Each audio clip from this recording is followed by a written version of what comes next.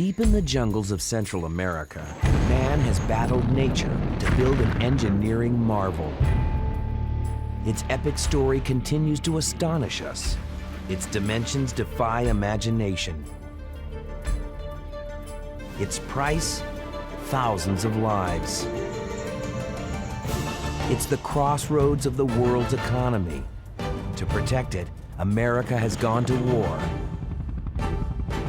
It's the superstructure called the Panama Canal.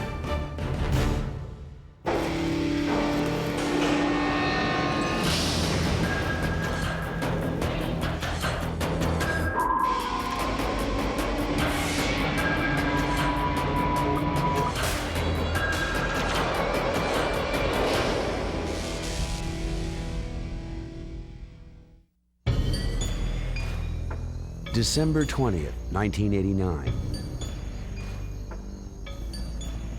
Under cover of darkness, 20,000 American troops invade the tiny Central American nation of Panama.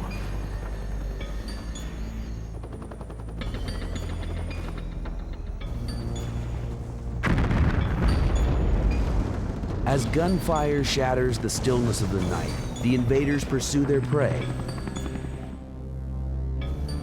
General Manuel Noriega, Panama's ruthless dictator and a suspected drug trafficker.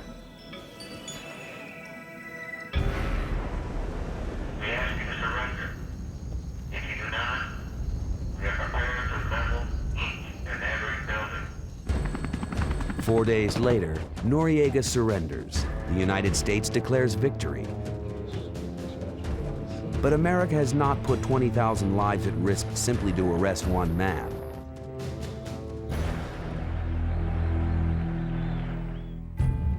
Noriega's iron grip on Panama threatened one of the world's most important superstructures.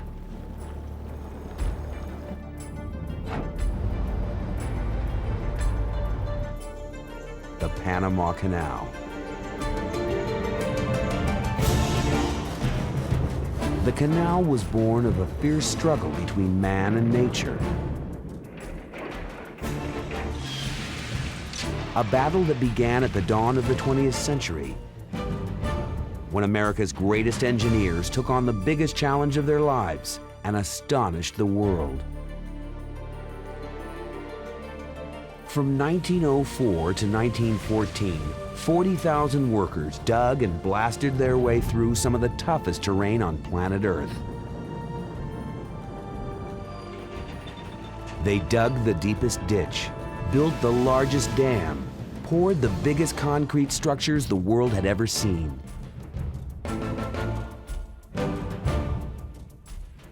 They gave their sweat and they gave their blood. Thousands gave their lives. The Panama Canal links the Atlantic and Pacific Oceans at the Isthmus of Panama. A mere 50 miles wide, narrowest point between North and South America. When a ship enters the canal from the Pacific Ocean, 2 sets of locks raise at 85 feet above the sea. At this elevation, the ship sails 9 miles through a man-made channel carved from the mountains of the Continental Divide.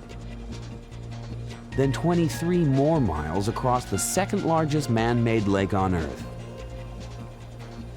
As it nears the Atlantic, another set of locks lowers it to sea level. By sailing through the Panama Canal, a ship saves nearly 30 days, the time it takes to sail around the tip of South America. Yet 5 million years ago, there was no need for a Panama Canal.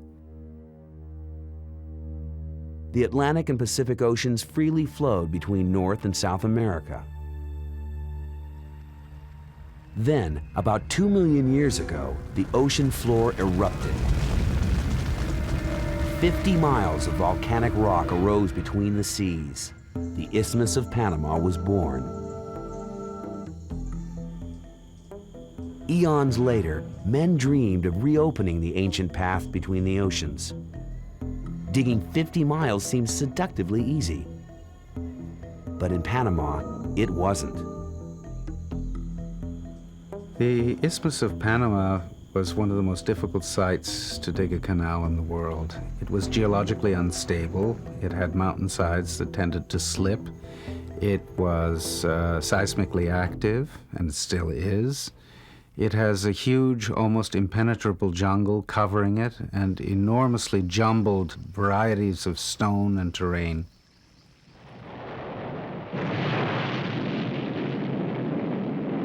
At the end of the 19th century, men learned just how formidable a foe the Isthmus of Panama could be. In 1881, France undertook the world's first attempt to dig a Panama Canal. Confidence was high, and with good reason. In charge was one of the greatest entrepreneurs of his age, Ferdinand de Lesseps. It was de Lesseps who, in 1869, had accomplished one of the most impressive engineering feats of all time, excavating the Suez Canal across Egypt, joining the Mediterranean with the Red Sea. But the Suez was a ditch dug to sea level. In the flat deserts of Egypt, sea level was a mere 50 feet below the ground. In mountainous Panama, it was 10 times deeper. They moved mountains to build the Panama Canal, but they didn't have to remove the entire mountain. If you build a sea level canal, you would have literally had to have removed the entire mountain. French engineers began digging in 1881. Some 8 years later, they had excavated only a few miles of earth. Giant French steam shovels littered Panama's swamps, rusting and abandoned. Yet in the end, it was not only massive mountains that defeated the French. Europe's finest engineers had also been vanquished by an almost invisible enemy.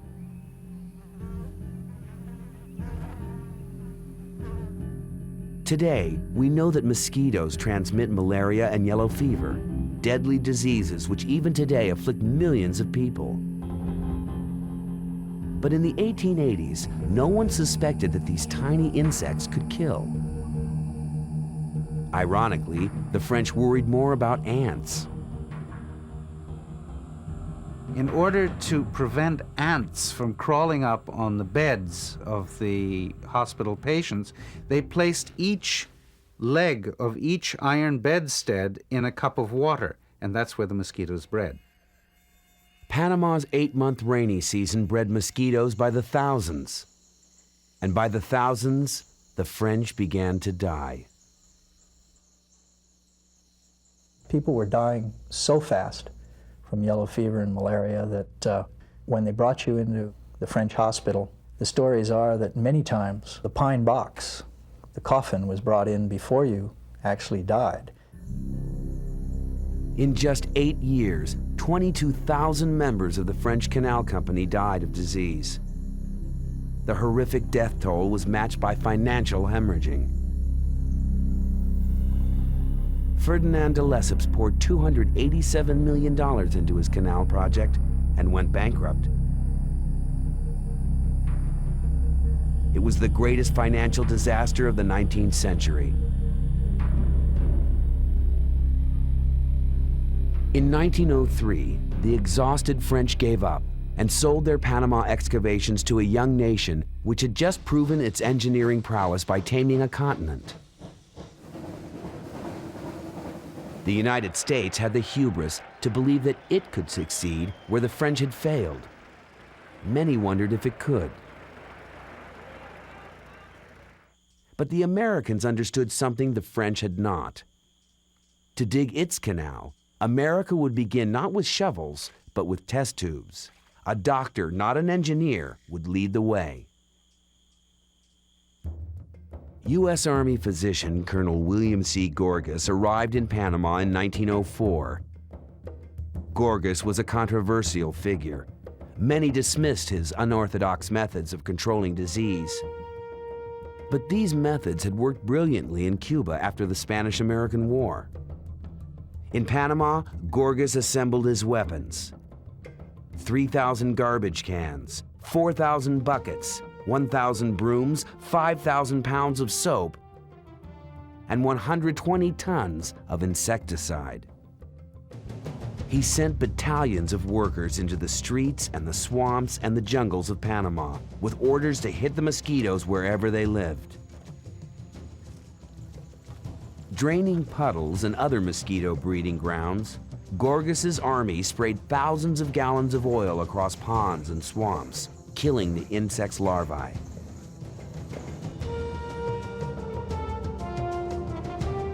Fumigating entire towns again and again. The cleanup took a year and a half, but by Christmas 1906, yellow fever and malaria had been virtually eliminated. To this day, the Canal Zone remains the most disease-free strip of tropical landscape on Earth. William C. Gorges would only be the first of many brilliant men to tackle the challenge of building the Panama Canal. It would be a task that would test the limits of each man's considerable abilities. For even without mosquitoes, Panama remained a formidable geological challenge. To dig their canal, American engineers mounted the biggest and most expensive peacetime endeavor in history. Again and again, they confronted seemingly insurmountable difficulties, inventing new and ingenious ways to overcome them.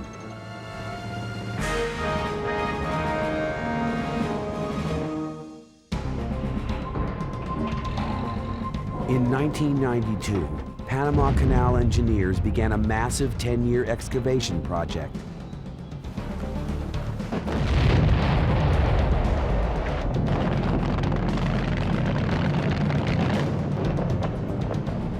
They will dig and blast 40 million cubic yards of earth, widening the canal channel so today's gigantic cargo vessels can pass one another in its narrowest parts.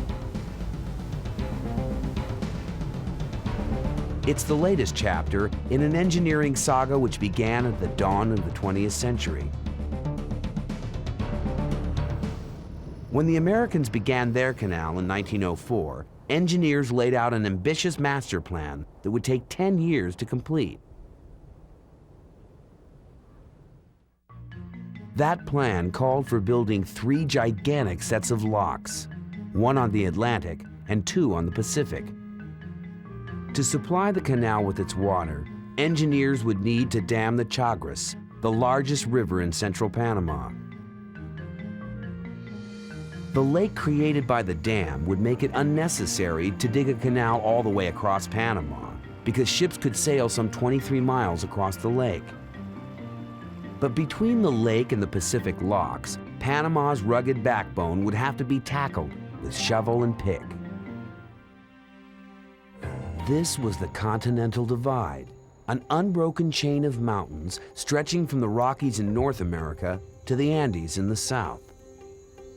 Here, the canal builders would face their first challenge: digging a ditch 9 miles long, 300 feet wide, and 350 feet deep. It would not be easy.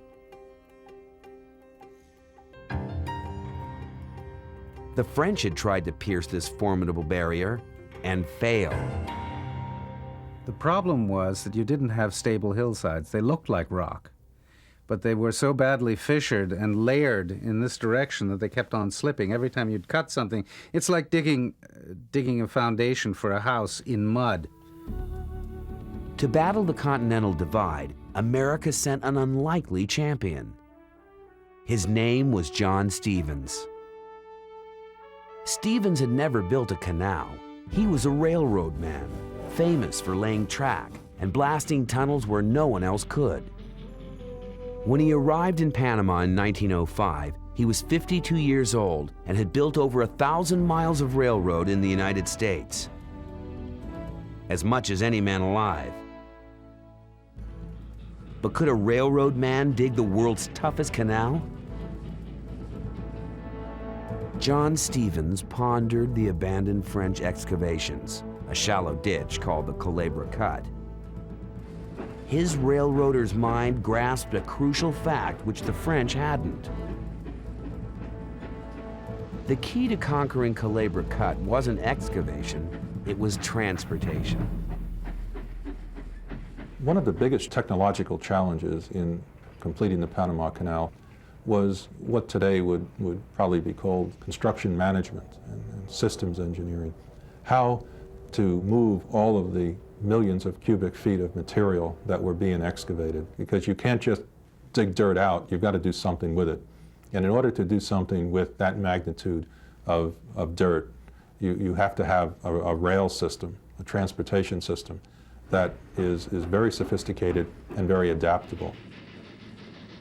Under John Stevens, the 50-mile wide Isthmus of Panama was soon laced with over 450 miles of track, and trains moving dirt, men, and supplies with relentless efficiency. As dirt-laden flat cars raced away to dumping sites, a steady supply of empties arrived, ready for steam shovels to fill. But one difficulty remained: how to unload millions of cubic yards of earth. Finding no existing solutions, the Americans simply invented one.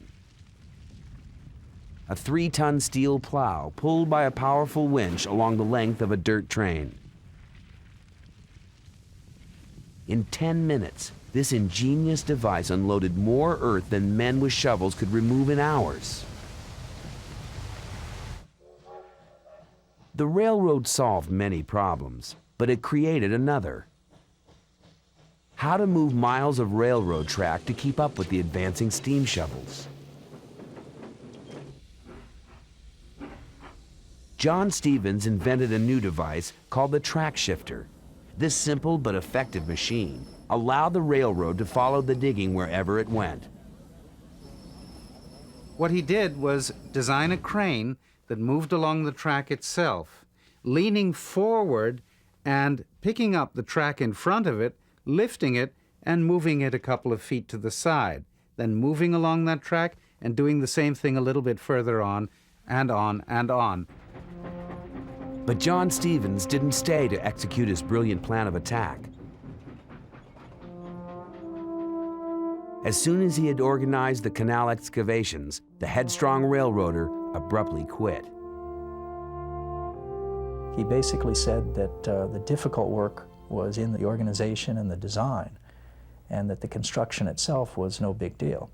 And once it became nothing more than just a big construction project, he went elsewhere. He went off to Russia to find new challenges. Stevens' departure infuriated President Theodore Roosevelt. The president turned the job of digging the canal over to Army Colonel George W. Goethals. Said Roosevelt, "He can't quit unless I order him to." Second in his class at West Point, Goethals had distinguished himself in the Army Corps of Engineers. He would use his absolute authority to weld America's canal diggers into a perfectly disciplined human machine. He immediately put the whole canal zone under martial law and therefore could decree what had to occur. He didn't have to convince. He didn't have to argue. In 1908, Goethals decreed that the canal channel would be a full 50% wider than Stevens had planned it. Once again, men and machines assaulted the Culebra Cut. Leading the attack were 68 of the biggest earth-moving machines ever built. Giant 95-ton steam shovels made by the Milwaukee firm of Bucyrus. Each of these iron leviathans could scoop up 8 tons of dirt, more than 3 times the capacity of the steam shovels used by the French. The gigantic shovels dug day and night into the Continental Divide, filling a carload of dirt every few minutes. And day after day, the explosions never ceased. 400,000 pounds of dynamite and 800 blasts every month. Under George Goethals' relentless assault, Culebra Cut deepened to 350 feet, At the time, the largest excavation ever made in the surface of the Earth. Tourists flocked to Panama and stared in awe at the mighty work before them. To people living at the time, building the Panama Canal was a sign of progress. It was a clear evidence of the advantages, the industrial advantages, the political advantages of the United States over all other countries. It was clear to them that we were opening up a newer, and a better world all the time, and that things could only get better and even larger. But the Panamanian soil would not yield to progress without a bitter fight. Huge landslides engulfed equipment and mangled railroad track. In minutes, months of digging disappeared.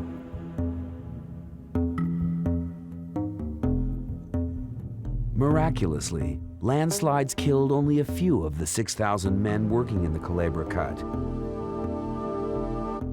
Dynamite was a different story.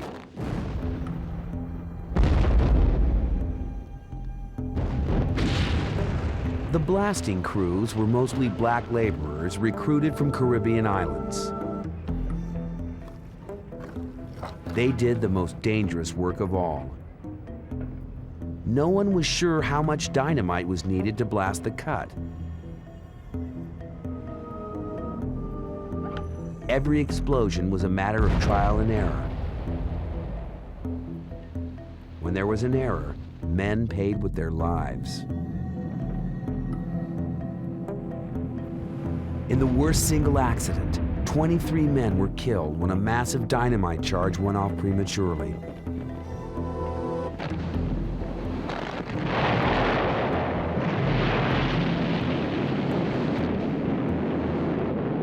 A worker from the West Indies recalled, "The flesh of men flew through the air like birds." The Culebra Cut took 9 years to complete, longer than any other phase of the canal's construction.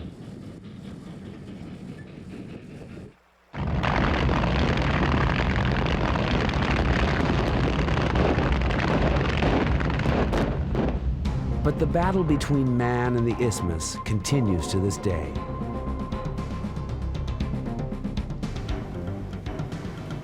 Today's canal engineers have new weapons in their war against the ever-shifting Earth. Using satellites and global positioning systems, they track Earth movements with pinpoint precision. But predicting landslides is not the same as preventing them. Engineers doubt that their battle with Panama will ever end. Nature has thrown many obstacles in the canal's path.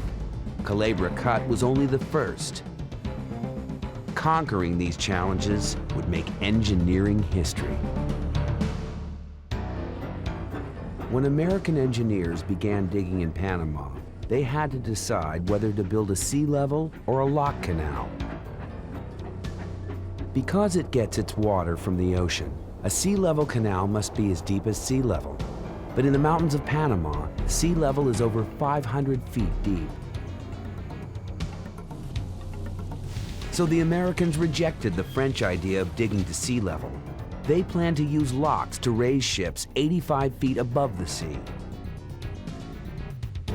But building a lock canal created a new problem to be solved.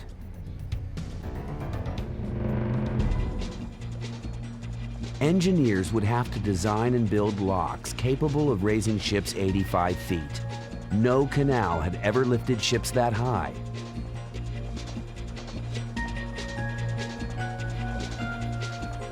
In theory, the locks would need immensely powerful pumps to raise water and ships 85 feet against the force of gravity.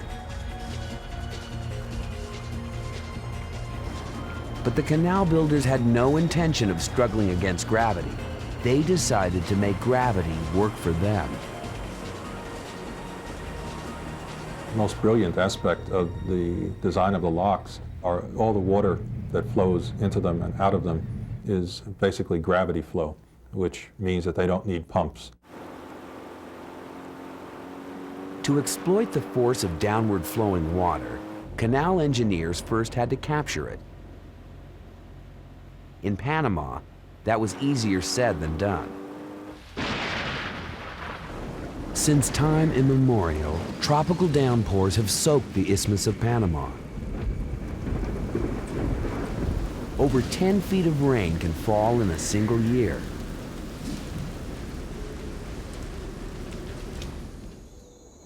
Bloated by this immense rainfall, the Chagres River once roared unrestrained across central Panama, from the mountains to the sea, wreaking havoc with its devastating floods. Engineers knew that there could be no Panama Canal until they had tamed the Chagres. They calculated that to control the raging river, they would have to build an earthen dam 100 feet high and 1.5 miles wide, the largest dam of its time. It was a bold design and highly controversial. 17 years earlier, in 1889, one of America's largest earthen dams had collapsed after heavy rains. Moving with the force of Niagara Falls, a 40-foot wall of water swept through the nearby city of Johnstown, Pennsylvania. 2,000 people drowned. Johnstown was annihilated. Fearing another Johnstown, some Americans questioned the wisdom of building the world's largest earthen dam in a country plagued by torrential rains. But canal engineers insisted that their dam would hold. Begun in 1906, Gatun Dam was finished in 1913. Behind its massive wall, the Chagres spread out and drowned 164 square miles of jungle, creating Gatun Lake, at the time, the largest man-made lake in the world.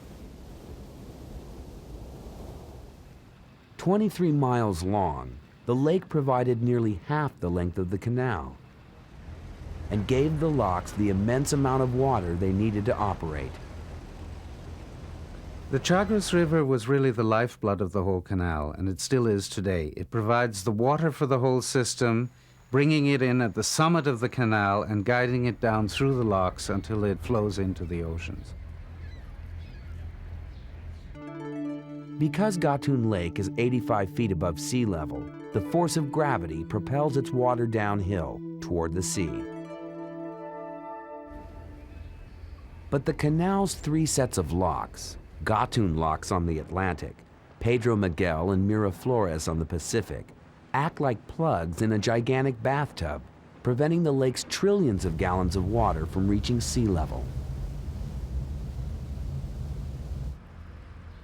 To raise and lower vessels, the lock operators need only to open and close a series of valves. Water seeking sea level flows into or out of the chambers, raising or lowering ships as it goes. It takes 26 million gallons of water to raise one ship, and another 26 million to lower it. Enough water to meet the needs of a large city for 2 days. To handle this enormous amount of water and accommodate the biggest ships afloat, canal engineers would design the largest concrete structures of their time, so massive that no one was sure they could be built.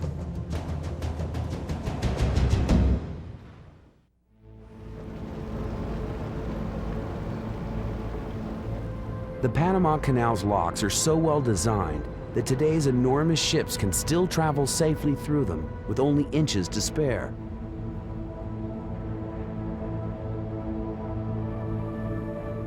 Before any ship ventures into a lock, canal workers tether it to 4 electric locomotives called mules, which travel on either side of the lock on a high-voltage rail. As the ship moves through the lock, a canal pilot on board tells the mule drivers when to reel in or let out cable. Like fishermen playing an enormous marlin, the locomotives keep the ship from hitting the lock walls.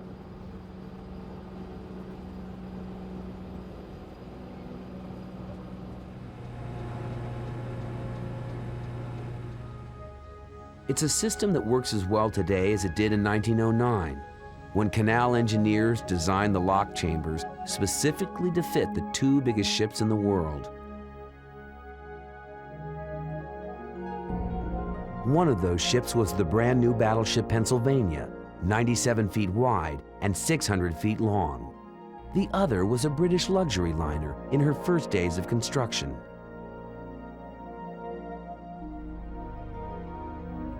When finished, she would be 883 feet long and 93 feet wide, the biggest passenger ship afloat. Although the locks were designed for her, she never sailed through the Panama Canal. Her name, RMS Titanic. To accommodate the Titanic, the lock chambers would have to be the largest concrete structures in history, each one 110 feet wide and 81 feet tall, higher than a 6-story building. Even today, if stood on its end, a single lock would be the 4th tallest structure on the Manhattan skyline, topped only by the Empire State and Chrysler buildings and the World Trade Center. Only when the locks are drained for repairs can we appreciate their awesome dimensions and understand why those who witnessed their construction compared them to great cathedrals.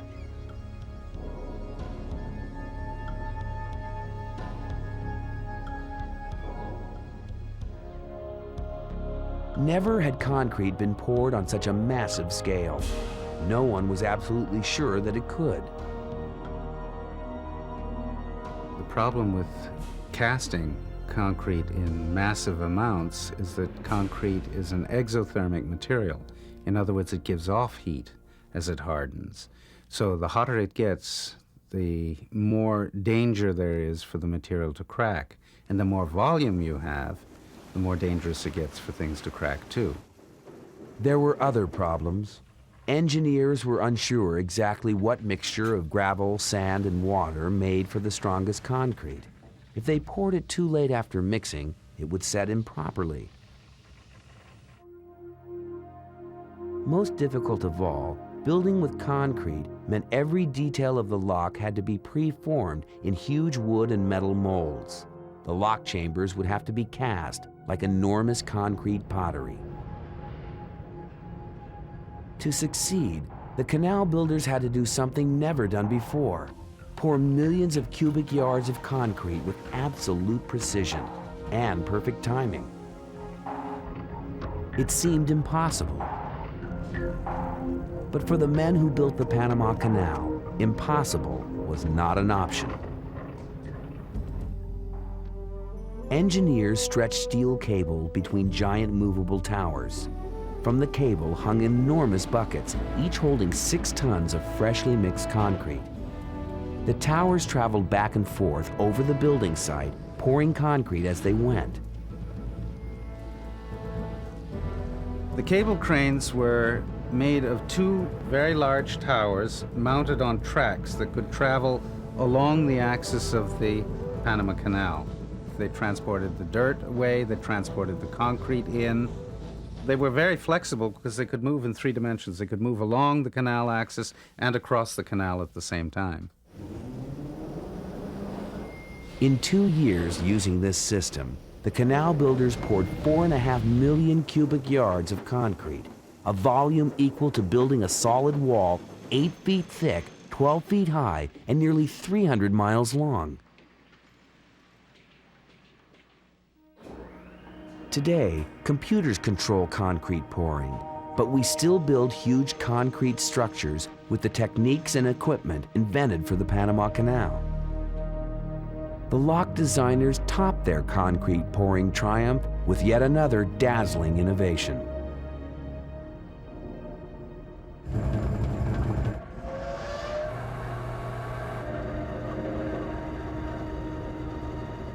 In the age of nuclear power, it's hard to imagine how electricity could have amazed our great-grandparents.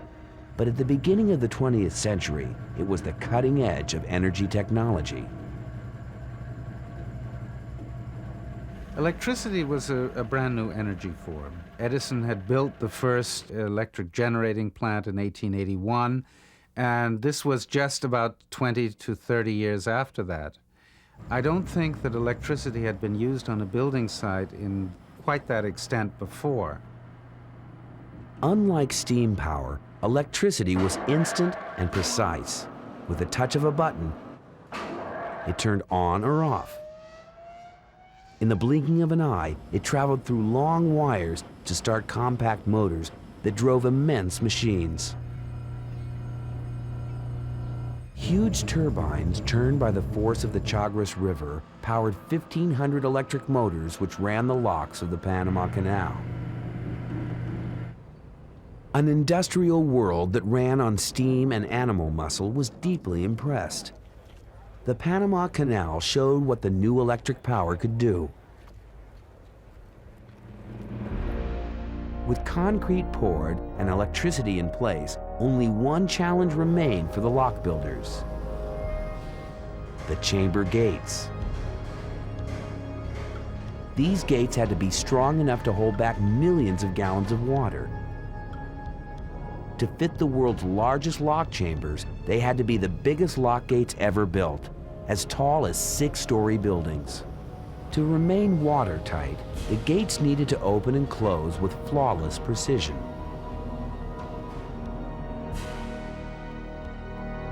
In short, they had to be engineering miracles.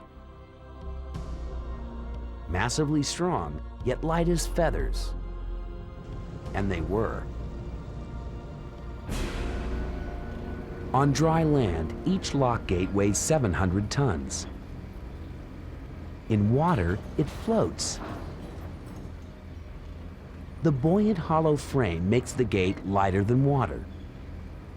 This is a very important feature of the design of the lock gates, because this means that the machinery that is necessary to open and close them doesn't have to move a very heavy, massive steel gate, but really only has to move something that is buoyant in the water.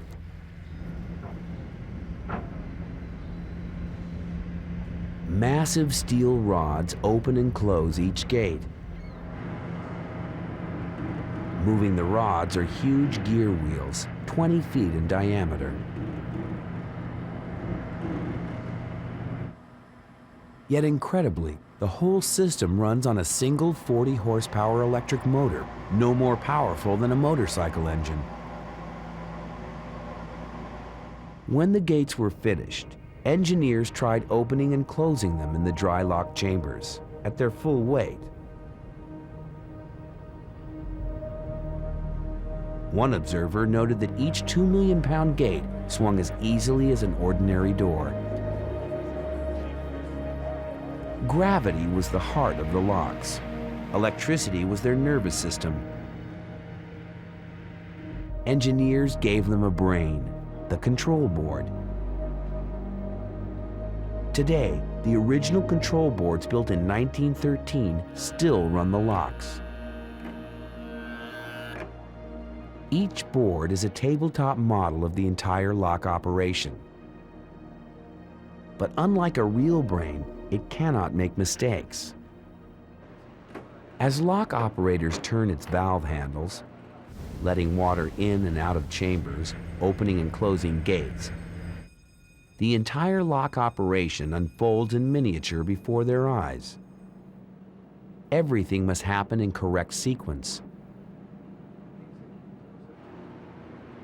Beneath the board, controls are ingeniously interconnected. No one can throw a switch or turn a valve out of order. If they do, the lock operation stops. The lock system had a whole series of fail-safe devices. It was more like the organization of a military campaign, where each module fit exactly into another organizational module until the whole thing could work. If any piece were left out, if any step were left out, in the organization of how to open and shut these gates, how to move ships through the canal, it wouldn't work. It would shut down. After 4 years of construction, the locks were finished. By then, the Panama Canal was finally nearing completion.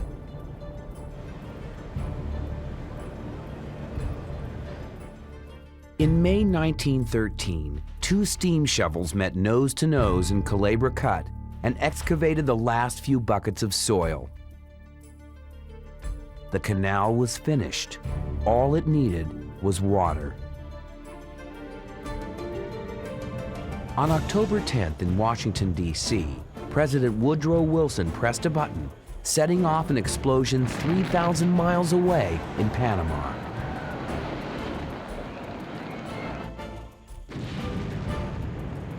Hundreds of dynamite charges blew the final yards of Earth sky high.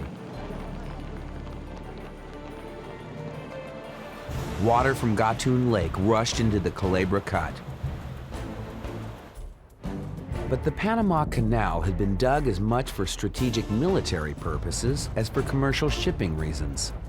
Once finished, it would become one of America's key military assets and one of its most vulnerable targets.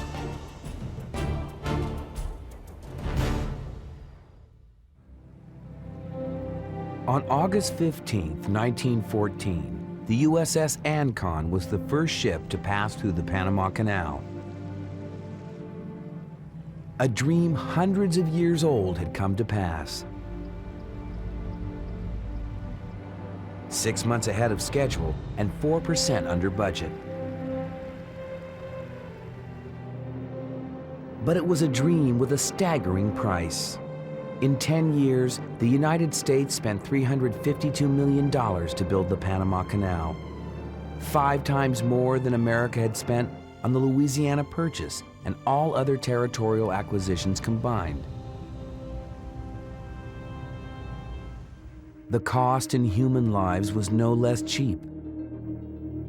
More than 5,000 American deaths, nearly 25,000 French. 500 lives lost for every mile.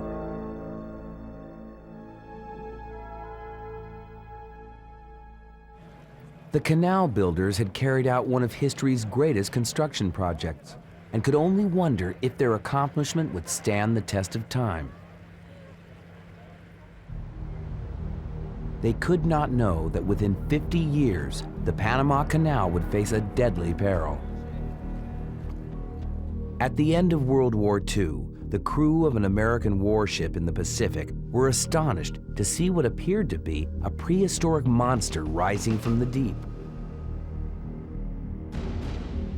In fact, it was a Japanese submarine, 400 feet long, the largest underwater vessel of its time.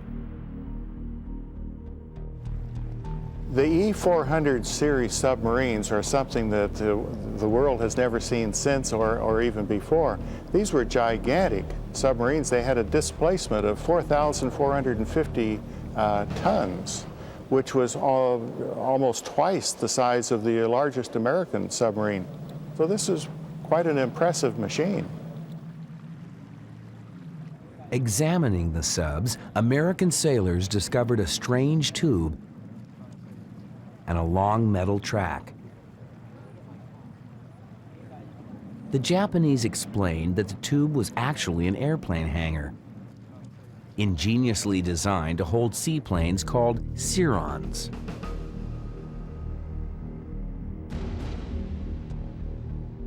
Like aeronautical origami, the Sirens literally folded into their tubular homes.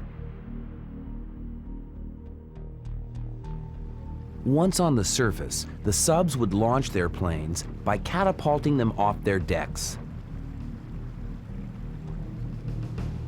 The top-secret aircraft had been designed to perform only one mission: destroy the Panama Canal. The attack plan called for a fleet of 18 giant subs to launch 10 Siron seaplanes off the Panamanian coast. The planes' bombs and torpedoes would hit the canal's weakest points, Gatun Dam and the lock gates. With its dam and gates destroyed, the canal would have drained like an unplugged bathtub, crippling America's ability to move men and ships between two theaters of war. But in the early days of the war, aware of the canal's vulnerability, the U.S. military put into action a secret plan of its own.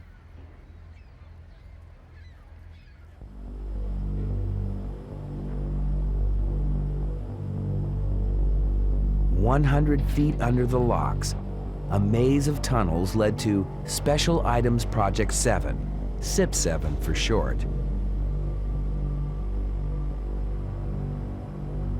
SIP-7 was two enormous hydraulic jacks, each weighing 100 tons, supporting a massive slab of steel hidden underground. This film offers a rare glimpse of SIP-7 in action. Pushed upward by the underground jacks, the huge steel dam rises in a lock, capable of holding back trillions of gallons of water if bombs ever shattered the lock gates. World War II ended before Japan could launch its attack against the Panama Canal. Instead, its giant subs ended up as target practice for the U.S. Navy.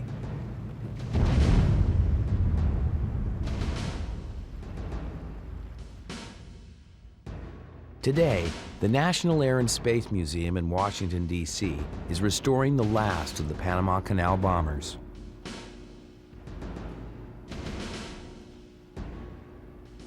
The Ciron aircraft are the only submarine-based airplanes ever designed and put in operation that were intended as an offensive weapon. The Ciron that we have here in this museum is the only clue left in the world of this weapon system. And we're very proud to have this because of the threat that it did show against the Panama Canal and what could have been done.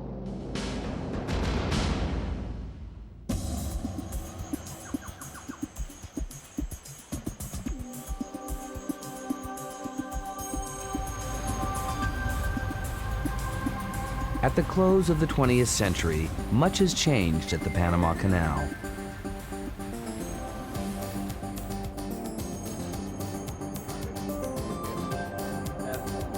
The technology of the future works side by side with the innovations of the past.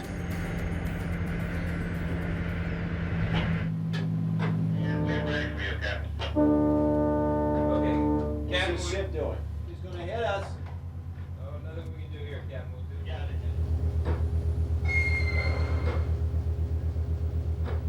Veteran canal pilots use state-of-the-art computer simulations to teach trainees how to avoid It's very catastrophe. important because you have to keep in mind the hydrodynamic effects, the interaction between the two ships. Today, the biggest ships using the canal are called Panamax vessels. Panamax ships are over 950 feet long and over 100 feet wide. The lock chambers are 1,000 feet long and 110 feet wide.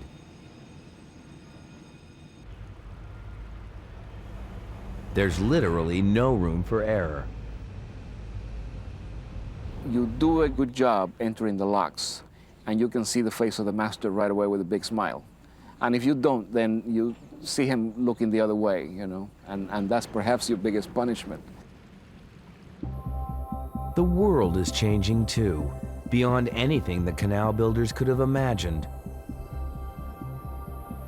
The largest of today's supertankers and aircraft carriers are too big for the locks.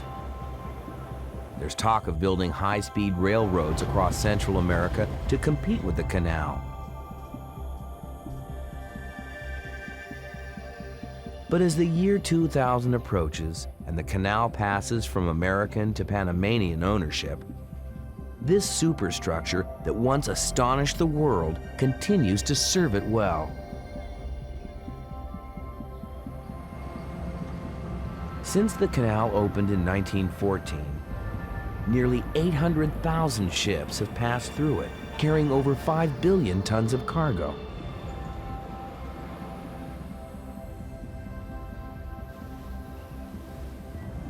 Oil, wheat, Computers, automobiles, and vacationers flow perpetually through its 50-mile channel.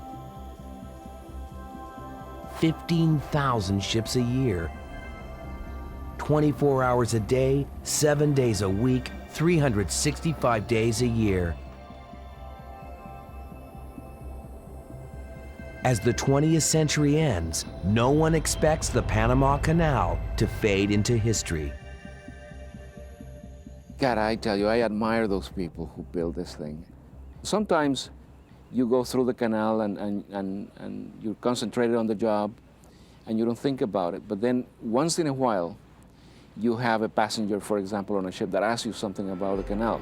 And then you start talking about it, and then you look at one of the hills, and then you feel this incredible admiration for these people. Here, nearly 100 years ago, human beings took on one of nature's greatest challenges and won. Whatever its future holds, the Panama Canal will always be a monument to that victory. It will forever commemorate the genius, spirit, and raw determination which triumphed so decisively over such incredible odds.